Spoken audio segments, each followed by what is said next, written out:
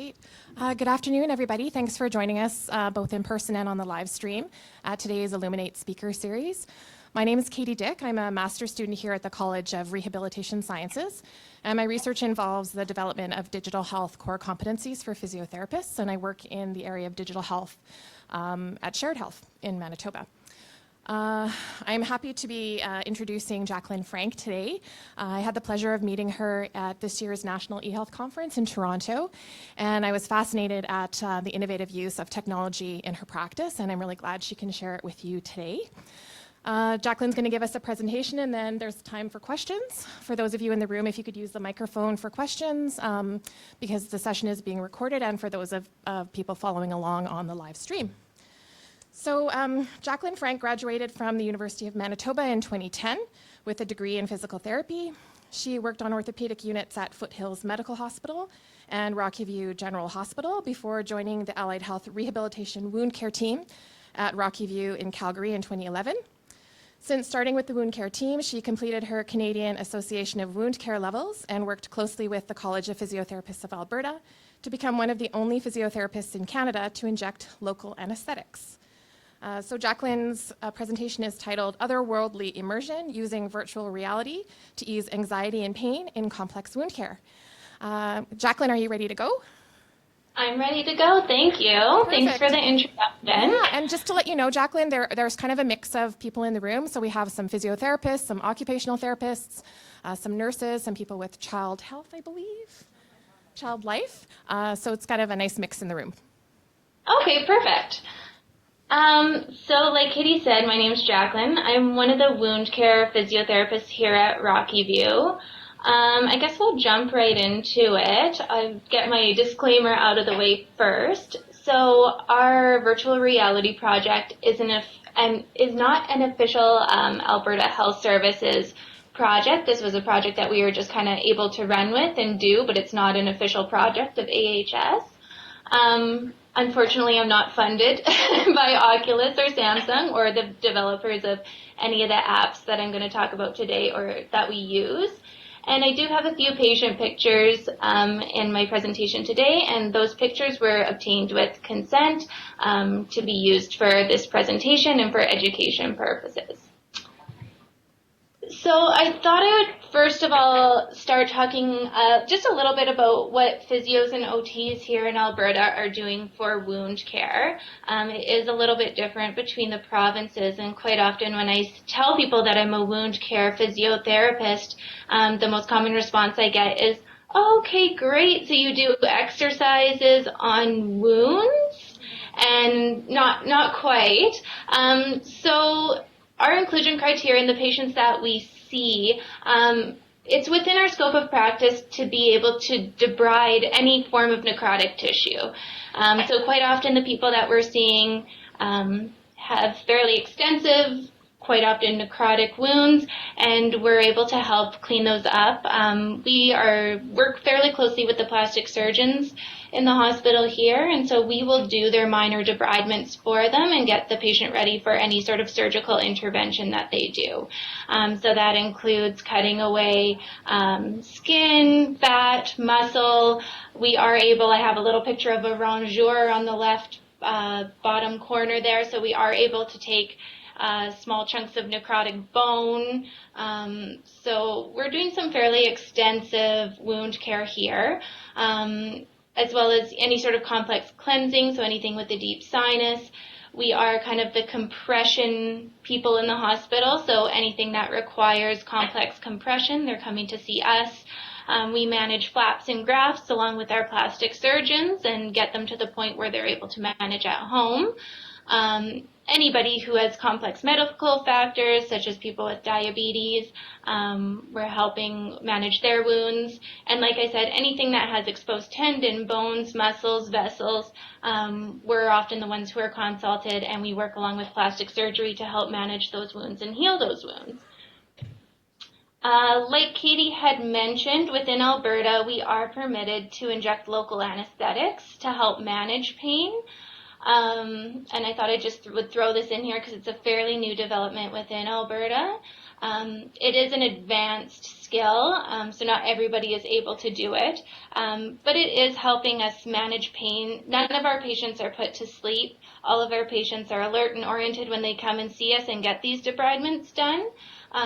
So local anesthetics is kind of one thing that we've been using to help manage pain. Unfortunately, it's not for everybody. For example, if a wound covers the entire surface of a lower leg, well, you can't freeze all of that wound. So that's where virtual reality comes in and plays a role. And just to note that we're not prescribers of local anesthetics. A physician still must prescribe it, but we are able to inject it. So on to the virtual reality part. So this, I wish I could say this was completely my idea, but it wasn't.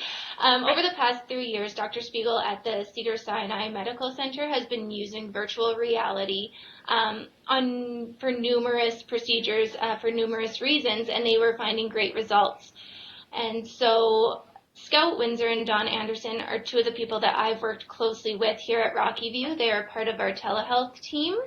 And they were kind of reading all these articles and seeing what was happening in the States, but there was very little research and very little even written about people doing this in Canada. So they went to our senior management at the hospital and asked, hey, can we buy a virtual reality system and start using it here? And yeah, our senior management was very supportive, and they said, yes, but we want to see it used clinically. We want you to have a purpose for this. And so that's where I came into the mix, because I hurt people and I cause anxiety. And so they thought wound care physiotherapy would be a great launching point because of the patient population that we see, the procedures that we perform. We're doing debridements, we're doing dressing changes, and our patients, like I said, are alert and awake throughout the whole thing. So we are at Rockyview Hospital. We are the first hospital in Canada to be using virtual reality to help manage pain and anxiety during complex wound care. This is my bragging page. But yeah, so the current system that we're using is the Oculus System. We started out with a very original system, but this one's quite a bit cheaper. It's very easy. We went out and we bought it at Best Buy, is how complicated it gets. And about the cost to deploy this system is only $400, which in the grand scheme of things, when you're thinking about how much you can spend on pain medication, dressing changes, all that kind of stuff, $400 to have a system that you can reuse from patient to patient multiple times. People have been pretty impressed with the cost. We did have to make some minor alterations to the system. We work closely with infection prevention and control. Anytime you're using the same device on multiple patients, IPNC always wants to have a look at that. So we did have to buy a different cover for it. The original cover that goes on your face was made of kind of a fabric felt lining. So we changed that to a wipeable cover. All of our patients have to wear a bonnet or a head cover, and we got special wipes that were appropriate for to use on electronics. So we kind of had to work with IPNC to make sure that we were able to properly disinfect and clean this device for use on multiple people. Our inclusion and exclusion criteria, so patients who are experiencing high levels of pain, and this is despite kind of best medical management. So we're not taking away pain meds from patients, but quite often we're having patients come down who are maxed out on the amount of narcotics that they can receive, and they're still experiencing 9 or 10 out of 10 pain. High anxiety. So sometimes patients don't have pain, but they are so anxious about their dressing change and having to look at their wound that, it's a really high anxiety situation for them. We have had people use virtual reality who don't have pain or anxiety, but they just don't want to watch. So, for example, I had a patient who had a diabetic foot ulcer. He didn't have any pain because of neuropathy, he wasn't particularly anxious, but he said, Jackie, I don't like watching you cut chunks out of my foot. That's fair enough. So he asked to use virtual reality just because he didn't want to watch his dressing changes. They have to have good vision. We did try it on somebody once who we thought had good vision, and unfortunately during the treatment session he's going I can't see anything. I don't think this is working. And so I quickly took it off and kind of put it on me to see what he was looking at, and he had a dinosaur about 5 inches away from his face looking directly into his eyes on the virtual reality machine. So I kind of had to say, I don't think this is for you because there's a dinosaur looking you straight in the eyes. So if you can't see that, we'll try something else. Obviously, they have to be able to provide informed consent, and they have to be able to sit up during their treatment. So quite often, if you're inside lying looking through the virtual reality, it can mess with your kind of your vision, and your brain sees everything as upright, but your body senses that you're sideways, and it can cause some nausea in our patients. Obviously, we don't want to treat any patients who are in an active delirium, poor vision, like I said. Any sort of head or neck wound, because we're using this on multiple patients, we're unable to treat our patients with head and neck wounds with the VR. Obviously, body parasites are an obvious one, eye infection, or droplet or airborne isolation. I should note that IPNC has cleared us to use this on patients who are MRSA and VRE positive, so who are on contact isolation, as long as they don't have a head or neck wound. So I'm just going to let you guys read this quote, and I'll tell you a bit about this gentleman's story. This was a patient who was found down in his apartment for an extended period of time. He developed bilateral compartment syndrome to both of his legs and had to have fasciotomies done to both legs. He ended up requiring pretty extensive wound care, as later on those wounds couldn't be closed, as well as skin grafting. And he had a lot of pain, despite trying to manage it medically, the doctors as best as they could. He had a PCA pump, and he was still coming down in 10 out of 10 pain. So we thought we would try virtual reality on him, and actually within the first treatment, his pain and anxiety went from a 10 to a 2. So, and that's not changing pain meds, that's not taking away pain meds, but a significant difference just by applying virtual reality. And so he used that every time he came down from there on out, and he actually got quite good at it and would manipulate it and watch different scenes. So the virtual reality really helped him, and he's actually the one who, when we did a little media release, he was the patient who was able to talk about his experience using VR. So the apps that we're using are pretty basic. On the top left-hand corner, if you can see a campsite there, that's probably our most commonly used app. It's called Happy Place, and we start most of our patients off in Happy Place. It's really just a campsite where you're sitting, you're enjoying the view, but it changes just enough that it keeps patients engaged. So, for example, the sun will go down, the northern lights come out, it will start to rain, a deer will walk by. So there's enough going on that it keeps patients engaged. We did try some of the more complicated games, so some strategy games using the controller, but we found with the more complicated virtual reality experiences that patients would become frustrated and they would disengage. So, for example, they'd lose at the game that they were trying to play, and then they're disengaged from the VR, and they're back in the wound care room, and they can feel the pain. So we've been keeping it pretty basic. People like Graydon, who was on the previous slide, he would kind of work the VR to however he felt he needed. So, for example, we have Cirque du Soleil virtual reality experiences. So when we were taking his dressing off, that was the most painful part for him.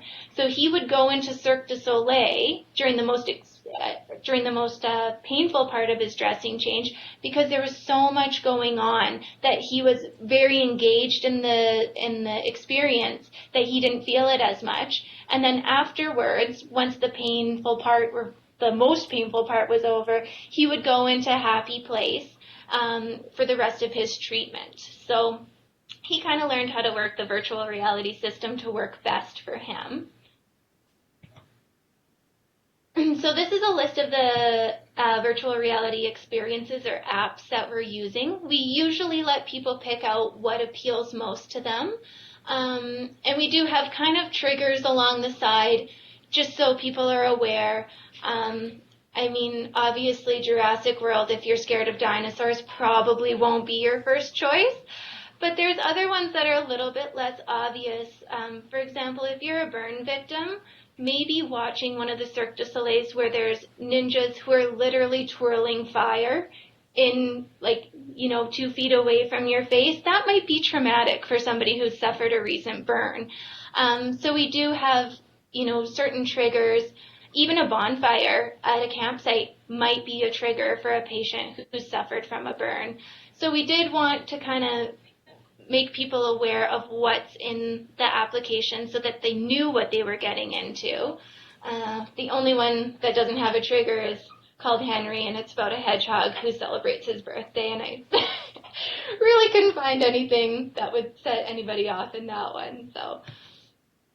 So we had a pretty basic method of how we did our study. Patients were identified after their first wound care treatment as being somebody who either had high pain or anxiety, despite kind of best medical management of their pain medications. So the patient would come down to the wound room. We would see them. To be honest, it probably wouldn't go well because of their pain and anxiety. So they'd be identified as somebody who would benefit from VR. We would have them complete a pre-test. So they would rate their pain, anxiety, and nausea. We included nausea in there just because we wanted to make sure that the virtual reality wasn't making people nauseated. Some of the applications can, so we wanted to make sure we included that. And then they also were rated how they felt about returning. When we said, you have to come back tomorrow, how does that make you feel? And their overall experience. Usually the next day, the patients would come down for their next treatment session, and we would put the VR on them and complete a similar treatment session with them. And then we'd have them answer the same questions, so rating their pain, anxiety, nausea, as well as their experience. And we would also ask them, did you find the VR helpful? So these are our early results. The survey showed about a 68% reduction in discomfort, so pain and anxiety dropped by 68%, and a 25% improvement in overall patient experience. I like to think that patient experience should have been a higher percentage, but in the surveys, patients rate pain is a 10, anxiety is a 10, but they rated their overall experience as great, and I think they were trying maybe just not to hurt our feelings. But something also noteworthy is that 100% of patients found the VR helpful. So there wasn't anybody that we put the VR on who said, I didn't like that. Now that's only out of about 18 to 20 people, but still for 100% of patients to feel that it helped them in some way was really great to see. Something that kind of surprised us and we didn't think that we would find during our study was that the wound care staff had lower levels of distress while we were doing our treatments. So contrary to what my patients might tell you, I don't like to hurt people, but unfortunately that happens with my job. And we do get a lot of moral distress when you have to change a dressing and a patient is having 10 out of 10 pain or very high anxiety, and you're having to put them through that. We do find that, sometimes you walk away and you feel like you've been hit by a bus because it upsets me to have to upset somebody else. And we found that when our patients were using the VR, we were walking away feeling so much better with ourselves, going, oh, wow, I feel so much lighter, I feel so much better, because my patient's pain and anxiety were controlled.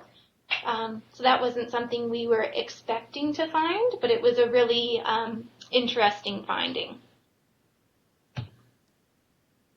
So some of the highlights kind of while we were doing this study is this is a little bit old. This is 20 plus patients. I'd say we're well beyond that at this point. We've used it during skin grafting procedures.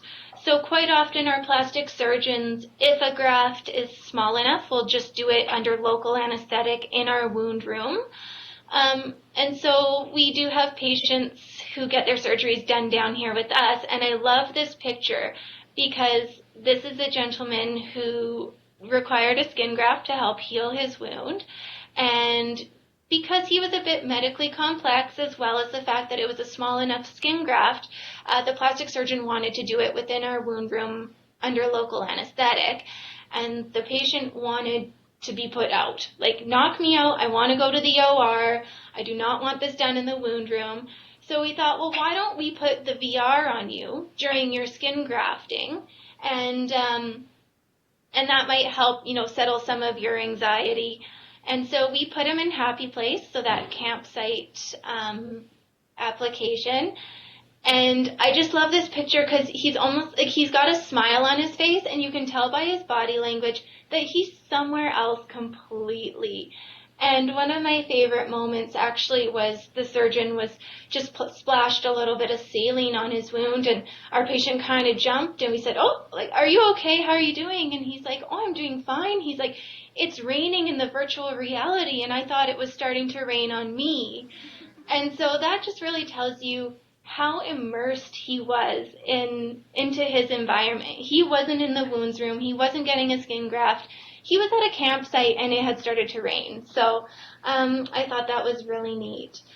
We do have other units within our hospital exploring how they are going to incorporate the virtual reality into their care delivery, and as well as within other hospitals in Calgary. So I've been over to the Foothills and to PLC, and as well as South Health Campus, and they're all interested in how they can incorporate using virtual reality at their hospitals. So this is another bit of a bragging slide, but we were able to present at Digital Health Canada, and as well as the Quality and Safety Summit at U of C. And then Ben Mulrooney and myself got to hang out one morning on the Your Breakfast television show in Toronto. So it's really neat. It's nice to get the word out about virtual reality and its benefits. And I just think being one of the first ones in Canada to use it this way, we're just being innovative, and other people are really taking an interest in it. So like I said, we are looking at expanding this project. The CCU and the ICU are both looking at using virtual reality. They're actually running a study right now. They're using it more for relaxation purposes. Our ICU here at Rockyview doesn't have windows, so it is a nice escape for patients to use the virtual reality that way. I should actually mention we have also used it on patients just for the purpose of, I guess you could say, escaping. We have had a few patients who have had extremely long hospital stays. One patient in particular who was here for months. And they started to have panic attacks in the morning up on the nursing unit just from a prolonged hospital stay. And so in the mornings I would head up, put the virtual reality on this patient, and he would do a guided meditation in the mornings on the beach. So put him on a beach, I think it's a beach in Australia actually, and a voice over the VR system would walk him through a guided meditation. So definitely this is kind of along the lines of more what ICU is investigating. But yeah, it can be used for more than just pain and anxiety and wound care. We're using it on patients who are having anxiety up on the nursing unit or just need to escape the nursing unit for a couple minutes. So the other departments at our hospital who are currently looking into using the virtual reality are the women's health unit. So they are looking into using it for labor and delivery. Emergency and day surgery are both looking at using it. Burns and plastics, we don't get a ton of burns here at Rockyview. Most of them go to Foothills Medical Center. But their unit is looking at purchasing a virtual reality system. And actually there are specific applications for burns that can be used on these systems. So quite often you're playing in snow and throwing snowballs, and they find that that's very effective for burns. Our mental health unit is looking at using it, as well as the vascular units at other hospitals for their wound care. So like I said, this wasn't a solo project. I had the help of Dawn Anderson and Scout Windsor, and they are amazing from the technical side of things. I mean, I don't even have a video so I can stream you guys, so they're my techie people. But they've helped me a lot along this journey. And I mean, it hasn't come without its, trials and tribulations. Definitely, anytime you're using technology, there are always glitches. It did take and there definitely were times where we wanted to use virtual reality, and it didn't end up happening that day because the technology just wasn't going to cooperate with us. With our older system, it was a phone connected to a headset, and the phone would always come up and pop up, it needs updates, or the battery's dead, or the remote control battery's dead. So, there was a lot of collaboration with Dawn and Scout in the beginning to help work out the technical issues, as well as getting our staff trained. So that was one thing that we found very helpful was our staff, which was actually really fun, spent multiple days just playing with the VR system. And that way we're able, if a patient says, oh, I'm seeing this, like what's going on, we're able to help them without having to take off the headset, stop our wound care, kind of disengage them. That was part of what Scout and Dawn did, is they gave training to our wound care staff so that we could operate the VR system and the headsets and somewhat know what we're doing. This is just the reference from that study that I mentioned earlier with Dr. Spiegel at Cedars-Sinai. And that was a quick presentation, but if anybody has any questions, I'm happy to answer them.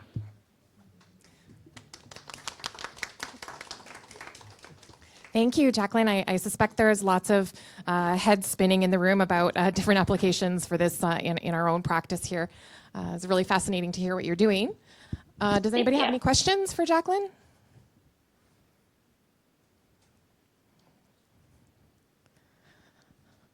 Oh, great.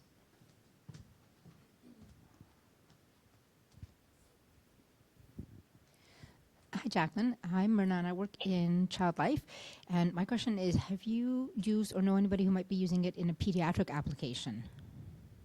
Oh, sorry, I think you just cut out there. I only got the tail end of your question. Sorry, Myrna from Child Life, and just wondering if anybody's been using or if you've had use with pediatric populations using the virtual reality. We haven't. We don't have any peds at our hospital here. I do we meet as a wounds group monthly, and so our wound care therapist at the Children's Hospital has had some interest. For their wound care, they do have an anesthesiologist, and so their children are actually they're put out for their wound care. But I know that there have been lots of uses with pediatric populations. For example, running them through what they're going to experience prior to going into an operating room. So who you're going to see, what you're going to experience, and they found that that actually lowers the anxiety levels in children prior to a big procedure.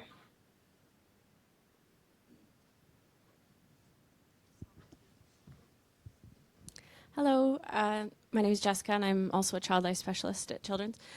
Yeah, we've been looking into virtual reality a lot. There's a lot of different ways you can go with it, with IT support, without. So I guess we can contact you as a resource for kind of exactly what you have. I mean, I did write it down, but just kind of if we have further questions.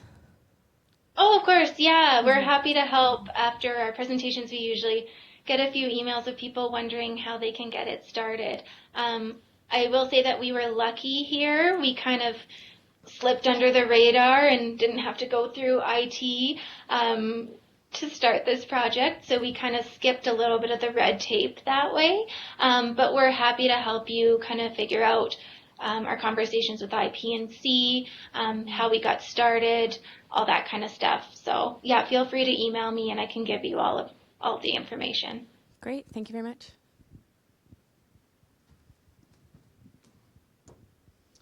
Hi, Jaclyn. Thanks a lot for your presentation. It's Barb Shea. Hello. I was the one waving at you before. Oh, I wish I had a camera. I was waving back, but you can't tell. Okay. So I just had a couple questions just about budget and costing and whatever. So you said something about cost per deployment was $400 Canadian. Are you just talking about adding up all of the expenses, or are you talking about like for a session of VR during a procedure, that's approximately what it costs? Oh, no, sorry. That's the total cost of getting the system going. So we spent our $400 and that's it. And we've used it probably on over 50 patients now. Perfect. And just that startup cost. Yeah. Right. And so I wonder if you guys have plans to do an analysis on, sort of how much, if any, that it saves the healthcare system, in addition to the patient indicators. That sounds fantastic. But is there also sort of like a cost-benefit analysis going on at the same time? We haven't looked into that. I know there are people right now who are wanting to look into, reducing narcotic use, and using the virtual reality as a substitute, but that involves a whole ethics meeting and that kind of thing. So nobody has actually looked into the total cost reduction yet, but I know there are people who are wanting to look into that. Jaclyn, I had a question. It's Katie. Hello. Hello. Hi. So on the table that you showed with all the different applications that you're using, one of your columns had the categories listed as relaxation, immersive, and experience. Could you maybe describe the difference between those three things? Here, I'll go back. There we go. And so relaxation is essentially a very, very passive application. So you are just sitting there and you don't need to do a thing. So you don't need to use the remote. Things happen around you and you're kind of just watching time go by. Immersive is more that the characters and the application is interacting with you. So, for example, like I said in Jurassic World, that dinosaur, it's not like a T-Rex or anything. It's an Apatosaurus. But it's that dinosaur gets up and walks over to you and smells you. So it's more immersive, like you're part of it. The interactive, that's when you're using the controller, and we're not using the interactive on a ton of people just because, we're using this on people in their 80s. So sometimes using that controller and getting that controller going is a little bit much. Our younger population definitely more so is using the interactive experiences. So for example, in Night Sky, you have to connect some stars, and once you connect them, it takes a shape like a pirate ship, and then the pirate ship swirls around, and so you're actually interacting with the app. And then we listed the Cirque du Soleil as an experience, just because it is a live show. It's not a cartoon. It is real people in a real Cirque du Soleil show that's happening right in front of you. So it's a little bit different and kind of immersive in a different way. Okay, great, thanks. I have a couple of follow-ups from that. So based on those sort of differences, have you guys looked at the difference in your pain management around whether they're using those different types of experiences, if it varies? Yeah, absolutely. So, like I mentioned, our one patient, Graydon, who was very he would go into a Cirque du Soleil show for his dressing removal, and that's the most painful part. So he was completely immersed in the Cirque du Soleil because everywhere you look, something's going on. And then he would go into happy place once the dressing was removed and his pain had subsided a little bit. He still needed the VR, but not quite on that level. Like I said, we're starting people in the happy place because it's a fairly calm, you don't have to interact, you don't have to do anything, but it's enough to keep you engaged. So we'll usually start them in happy place just to make sure that they're comfortable with the VR, and then we allow them to choose what they would like. Sometimes for our younger population, and if they're having really high pain, I'll suggest a Cirque du Soleil show because it is so immersive and so distracting that we find, the more engaging ones work a little bit better. We have found with a little bit of our older population that, and this is just from our experience, it's not for everyone, but we have just found that sometimes the more immersive ones are a lot. And we did put somebody in the Jurassic World once. She thought she'd like to watch dinosaurs, and she was screaming and kind of jokingly, but still it was too much.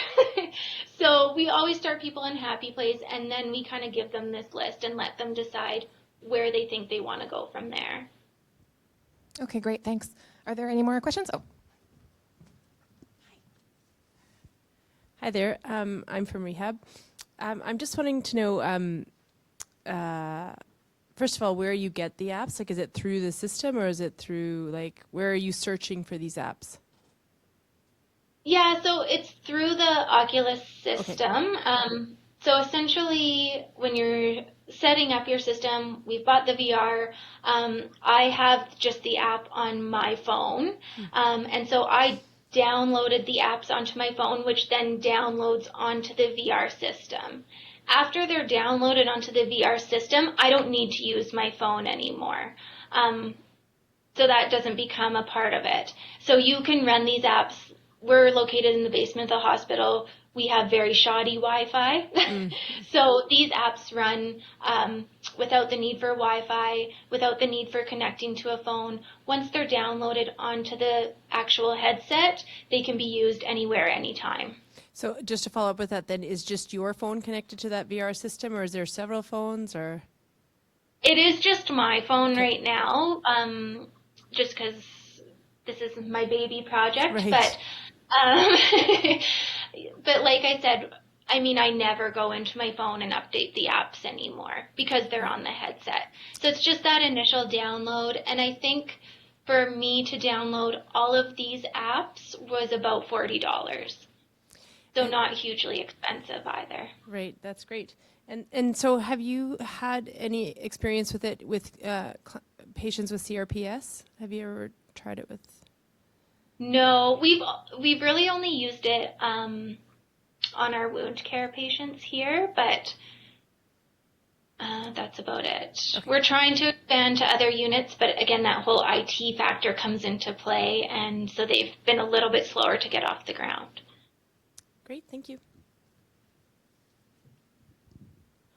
Jessica again from Child Life. As far as updating the apps that are on there, do you have to do frequent updates? No, so that's with our old system, it was a phone connected to a headset, right. And that required updates because the phone needs updates. But now that we have the new Oculus system going, I don't have to update it at all, which is really nice. Yes. So, in the past, we've been using our new system now for about 1.5 years, and I haven't updated it. Hi, sorry, Child Life. Lots of questions down this way. I love the question. I had a question. Are there applications where two people can interact at the same time? So one sees in like on the virtual reality and another person either interacts with them on their phone so that they can see what the other person is seeing, or have games where you can play together, like making it tennis or something that you can kind of interact with at the same time.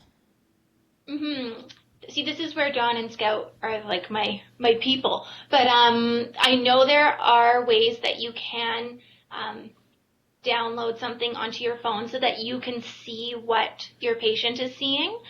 So that's definitely a possibility. I don't know about the interaction, to be honest.